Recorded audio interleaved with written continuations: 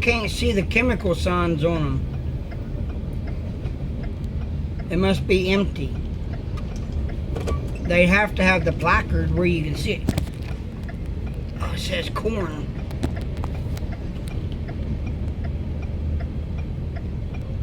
Did you know corn's explosive? Huh? Yeah.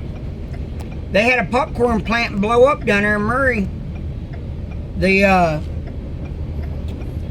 big fans that blow the dust out. Yeah. The maintenance man was supposed to be checking them every day. He didn't check them, and one night about 3 o'clock in the morning, man, God, you talk about a noise. When that thing went off, I was 2 miles away. I heard it. It shook our house 2 miles away.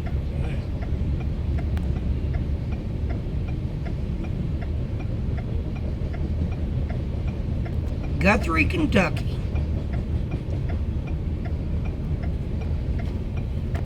Right by the other Cal-Maine plant. Eggs, soybeans, corn, tobacco, and trains.